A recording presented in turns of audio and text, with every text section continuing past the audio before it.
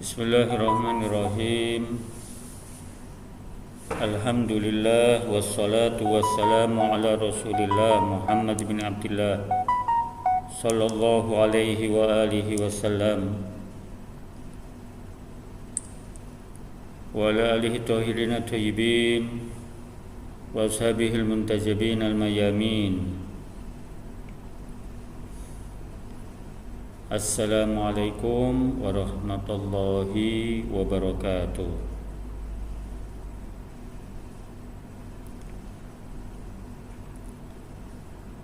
Ayyuhal talamid al-muhtaramun, alhamdulillah wa syukrulillah. Pada kesempatan yang mulia ini, di pagi yang penuh dengan barokah, kita bisa melaksanakan satu kegiatan yang Allah dan Rasul-Nya ridhoi, yang mana perbuatan ini adalah perbuatan yang sangat mulia, yaitu mencari ilmu.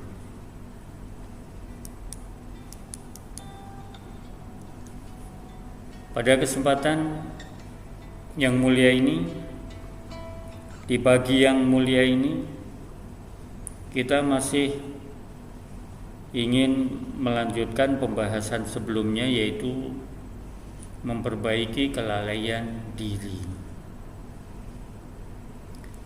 Dengan memperbaiki diri, maka kita akan menuju kepada ridho Allah SWT. Al-Imam Ali alaihissalam berkata, man arafa nafsah faqad arafa rabbah.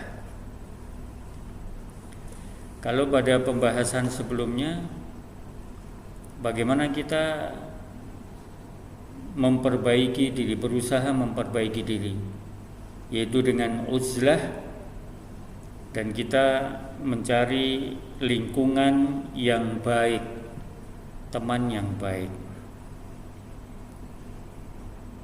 Termasuk cara memperbaiki diri dari kelalaian adalah ma'rifatu azamatillah.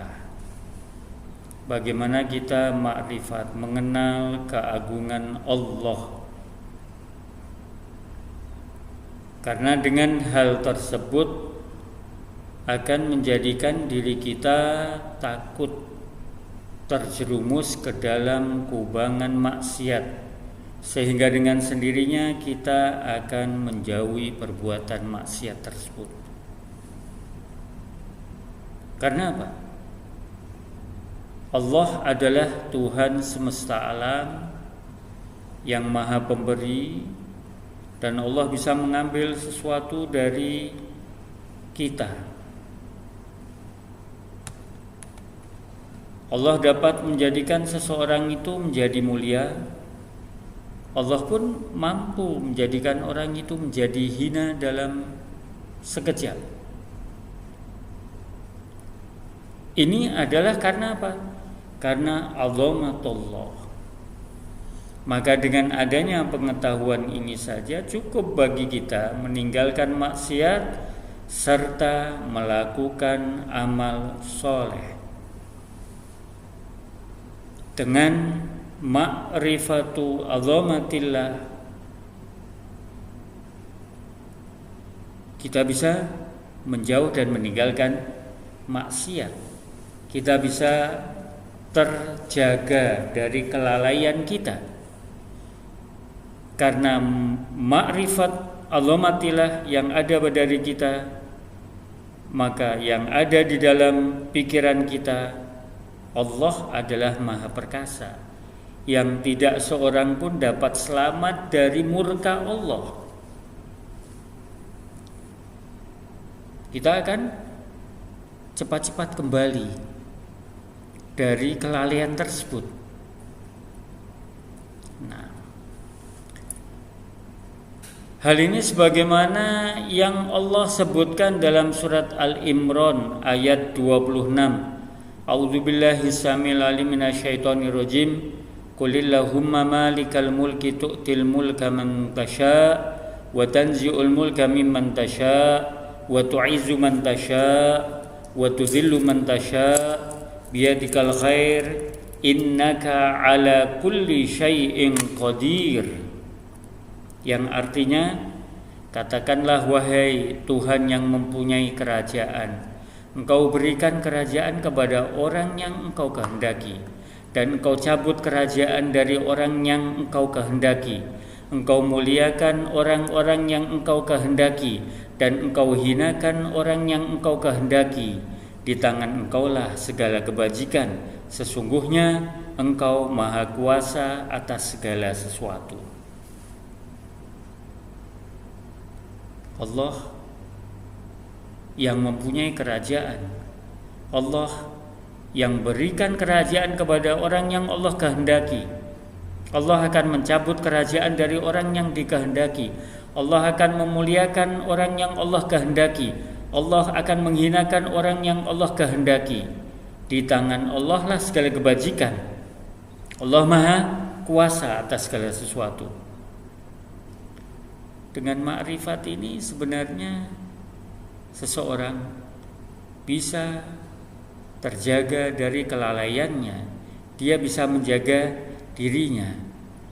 Ataupun dalam ayat yang terdapat dalam surat Al-Jasiyah ayat 27. Wa man yatajarra 'ala Allah ta'ala bil ma'siyah faqad tajarra 'ala malikis samawati wal ard. Orang yang berani melakukan maksiat, menentang Allah, maka dia berarti telah berani terhadap malikis samawati wal ard, raja daripada langit dan bumi. Wasayara jazaa amalihi yaumal qiyamah lidzulmi, dan dia nanti akan melihat balasan atas perbuatannya pada hari kiamat karena kedolimannya. Wa huwa la muhalah minal khasirin, dan pasti orang ini tergolong daripada orang-orang yang merugi. Allah berfirman, walillahi mulkus samawati wal ard wa yauma taqumus saa'ah yaumaidin yakhsarul mubtilun.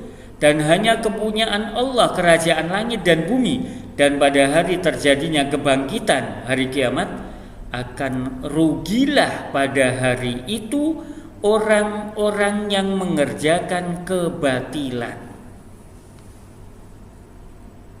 Cukup mengingat keagungan Allah, maka orang akan tersadarkan dari kelalaiannya.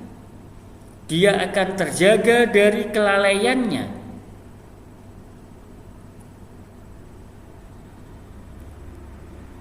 Fadzunub kulluha kabair lishtirakiha fi mukhalafati amrillahi ta'ala wa nahyihi wa intihaki maharramahu subhanah.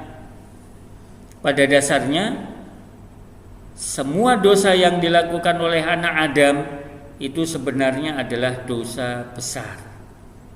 Kenapa semua dosa bisa dikategorikan termasuk dosa besar? Karena dia menentang perintah Allah, dia melanggar larangan Allah, dia melanggar apa yang Allah haramkan, yang Allah larang. Sehingga dalam hadis disebutkan, la tanduru ila sighari dzanbi walakin unduru ila manijtaratum. Dalam kitab Biharul Anwar, kalian jangan melihat kepada kecilnya dosa, akan tetapi lihatlah kepada siapa kalian melakukan dosa itu. Sehingga bisa dikatakan semua dosa itu adalah besar. Karena apa? Karena keberanian seseorang yang sudah mengetahui apa yang dia lakukan itu adalah merupakan satu bentuk pelanggaran terhadap perintah Allah, larangan Allah, sehingga bisa dikategorikan dosa besar. Dan hasil daripada kerugian tersebut adalah apa? diharamkan baginya an-naim wal karama fil akhirah. Dia tidak akan bisa mendapatkan kenikmatan di akhirat nanti. Dalam hadis disebutkan iyyakum an tashraha anfusakum ila syai'in mimma harramallahu alaikum. Hati-hatilah kalian dari sifat rakus yang ada dalam diri kalian atas sesuatu yang Allah haramkan. Sesungguhnya orang yang melanggar fa innahu man intahaka ma harramallahu alaih ha huna fid dunya. Sesungguhnya orang yang melanggar apa yang Allah haramkan di dunia ini, Allah akan menghalanginya, akan menjadikan penghalang di antara dirinya dan dengan surga serta kenikmatan-kenikmatan surga, ke karomah surga yang Allah berikan kepada penghuni surga abadal abidin. Al-Kahfi juz 8 halaman 4. Allah akan haramkan bagi orang tersebut untuk mendapatkan kenikmatan yang ada di surga. Sehingga ketika seseorang tersadar, dia mengetahui keagungan Allah, dan dia mengetahui akibat dari apa yang dia lakukan, maka secara otomatis dia pasti akan tersadar dari kelalaiannya, dan dia akan menjauhkan dirinya daripada perbuatan maksiat. Yang kedua, bagaimana selain dia mengenal daripada azamatillah, yaitu ma'rifatu masiril asi. Dia harus mengenal orang yang melakukan satu perbuatan dosa akan Allah bawa kemana orang tersebut. Inartikabadz dzanbi fil haqiqah huwa ta'addin wa tajawuzin lil qanun alladzi faradahu Allah ta'ala. Seseorang yang melakukan perbuatan dosa, pada hakikatnya dia adalah orang yang telah melampaui batas, menerjang konun undang-undang yang Allah wajibkan bagi dirinya, sebagaimana konun-konun yang lainnya yang ada di alam ini, yang dia hidup di alam ini. Ketika dia melanggar konun tersebut, maka pelanggaran itu akan berdampak kepada akibat tertentu bagi orang yang melanggarnya. Baik itu akibatnya mengenai jiwanya, mengenai badannya, ataupun keduanya. Seperti contohnya, seperti konun yang ada di dunia. Orang yang minum racun, maka racun ini akan memberikan satu dampak yang menghancurkan badannya, akan menyebabkan dia mati dan lain sebagainya. Begitu juga orang yang melakukan maksiat. Apa akibat daripada maksiat? Harus dia ketahui.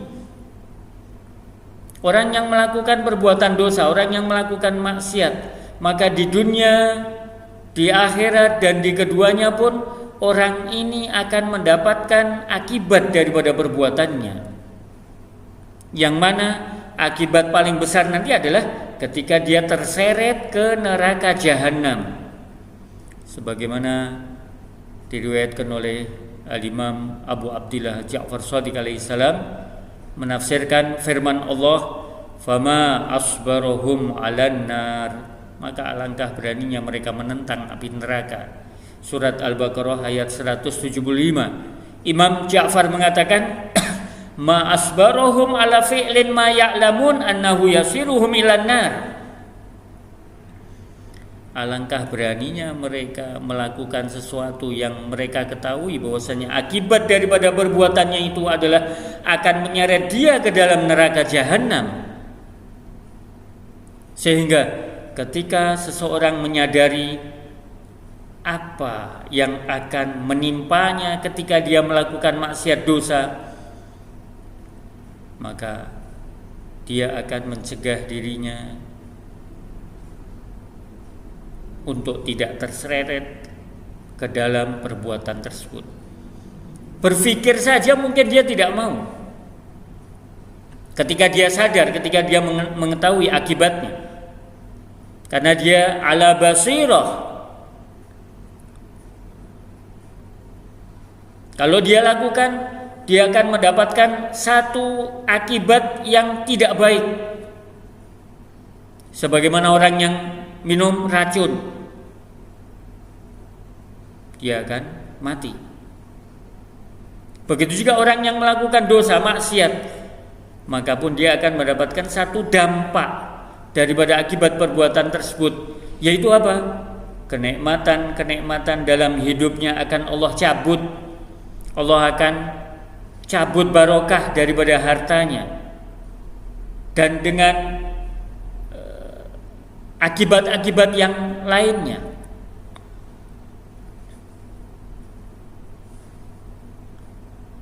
Di samping kita mengetahui akibat daripada perbuatan maksiat, kita pun harus mengetahui lemahnya kaidu syaitan, jaring syaitan, tipu daya syaitan. Ada sebagian orang, mereka berpikiran bahwasannya syaitan itu memiliki kekuatan, kemampuan yang tidak mungkin untuk dilawan, sehingga menyebabkan sebagian orang kemudian merasa putus asa dan tidak mau berusaha, dan dia menyerah terhadap gangguan syaitan. Dia menjadi lemah. Tapi pada hakikatnya kaidu syaitan ini dhaif. Yang punya kendali itu sebetulnya adalah manusia, bukan syaitan. Kalau dia mau berusaha, dia bisa melindungi dirinya daripada syaitan. Syaitan tidak bisa menguasai dirinya ketika ada perlawanan dari diri kita. Kalau tidak ada sambutan dari diri kita, syaitan tidak bisa menguasai diri kita. Ini dikuatkan sebagaimana dalam surat Ibrahim ayat 22, Allah berfirman, dan berkatalah syaitan ketika perkara hisab telah diselesaikan, sesungguhnya Allah telah menjanjikan kepadamu janji yang benar, berbicara kepada manusia yang mengikuti syaitan, dan aku pun telah menjanjikan kepadamu tetapi aku menyalahinya. Sekali-kali tidak ada kekuasaan bagiku terhadapmu. Syaitan mengatakan, aku tidak bisa menguasai kalian, melainkan sekedar aku menyeru kamu, lalu kamu mematuhi seruanku. Ketika aku menyeru, mengajakmu, engkau mematuhi seruanku. Artinya manusia bisa menolak. Oleh sebab itu janganlah kamu mencerca aku, jangan menyalahkan syaitan. Aku akan tetapi cercalah dirimu sendiri, salahkan dirimu sendiri. Aku sekali-kali tidak dapat menolongmu, dan kamu pun sekali-kali tidak dapat menolongku. Sesungguhnya aku tidak membenarkan perbuatanmu mempersekutukan aku dengan Allah sejak dahulu. Sesungguhnya orang-orang yang zalim itu mendapat siksaan yang pedih. Syaitan mengatakan, aku tidak bisa menguasai manusia. Aku hanya menyeru manusia, dan ketika manusia menyambut seruanku, maka kesalahan itu ada pada diri manusia. Kenapa dia tidak membentengi dirinya? Allah juga berfirman dalam surat An-Nisa ayat 76, inna kaida syaitani kana dha'ifa. Karena sesungguhnya tipu daya syaitan itu adalah lemah.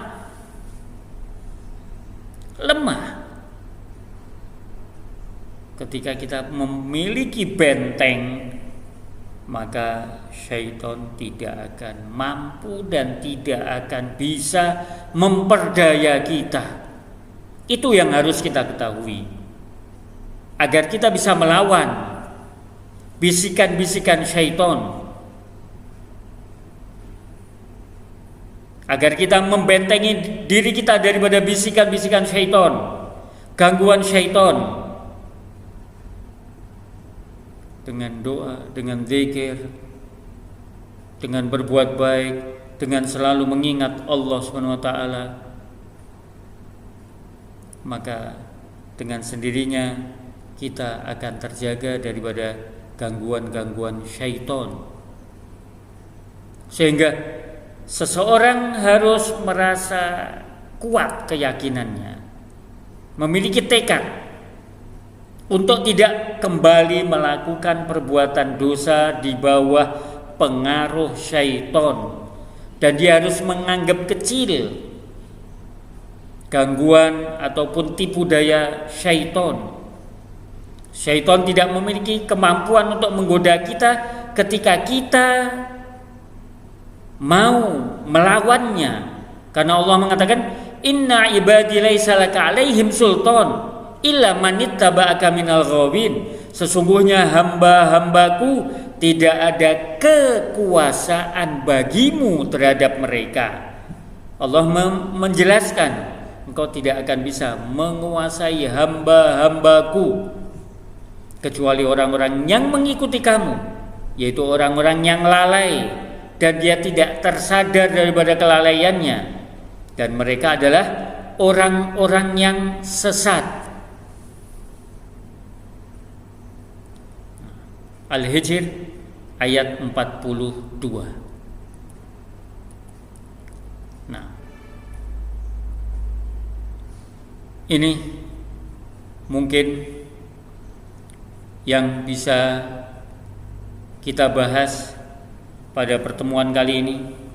Insya Allah apa yang saya sampaikan bisa membawa manfaat, bisa menjadikan diri kita lebih sadar dan selalu mengingat Allah dan terjaga daripada kelalaian kita, khususnya bagi anak-anak muda. Kata Imam Khomeini, pemuda yang taubat itu lebih afdol daripada orang tua yang sudah mendekati ajalnya dia baru taubat.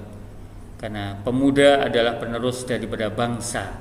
Pemuda yang sehat jasmani dan rohaninya adalah penerus bangsa dan siap menjadi pembela kebenaran, pembela Al-Mahdi ajjalallahu syarif.